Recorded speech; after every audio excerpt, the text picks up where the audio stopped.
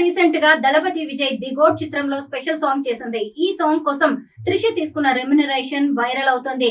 నటి త్రిష తమిళ చిత్ర పరిశ్రమలో సహాయ నటిగా అడుగుపెట్టి ఆ తర్వాత అనేక గుర్తింపు పొందిన పాత్రల్లో నటించి నేడు కోలీవుడ్ లో క్వీన్ హోదాను దక్కించుకుంది. తమిళ సినీ ఇండస్ట్రీలో ఉలగ నాయగన్ కమల్ హాసన్, సూపర్ స్టార్ రజనీకాంత్, దళపతి విజయ్, తల అజిత్, సూర్య, ఆర్య, ధనుష్, సింబు ఇలా స్టార్ హీరోల సరసన నటించిన అతి కొద్ది మంది నటీమణుల్లో త్రిష ఒకరు. 2004లో దళపతి విజయ్ సరసన ఆమె మొదటిసారిగా గిల్లీ సినిమాలో నటించారు. గిల్లీ సినిమా బ్లాక్ బస్టర్ హిట్ అయిన తర్వాత ఆ జంట తమిళ సినిమాలో అత్యుత్తమ ఆన్ స్క్రీన్ జంటగా మారింది. దీని తర్వాత తిరుపతి, ఆడుగు, ఆది వంటి మూవీల్లో త్రిష విజయ్ కలిసి నటించారు. చాలా సంవత్సరాల తర్వాత లోకేష్ కనగరాజ్ దర్శకత్వం వహించిన లియో చిత్రంలో మళ్లీ కలిసి నటించారు. 2023లో విడుదలై ప్రపంచ వ్యాప్తంగా బ్లాక్ బస్టర్ హిట్ గా నిలిచిన ఈ సినిమాలో త్రిష పాత్రకు మంచి గుర్తింపు వచ్చింది. లోకేష్ సినిమాటిక్ యూనివర్స్ లో త్రిష మళ్లీ కనిపించే అవకాశం ఉందని చెబుతున్నారు.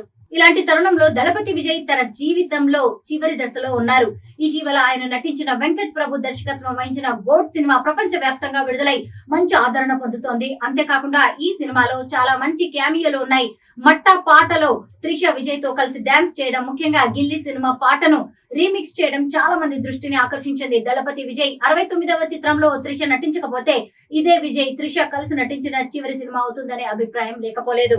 ఇదిలా ఉంటే గోట్ చిత్రంలోని మట్టా పాటకు నటి త్రిషకు ఎంత రెమ్యునరేషన్ ఇచ్చారనే దానిపై సోషల్ మీడియాలో ఓ న్యూస్ హల్చల్ చేస్తోంది. అధికారిక సమాచారం కాకపోయినా అందుబాటులో ఉన్న సమాచారం ప్రకారం ఈ పాటలో డాన్స్ చేయడానికి నటి త్రిష దాదాపు 1,20,00,000 రెమ్యునరేషన్ తీసుకున్నట్టు చెబుతున్నారు.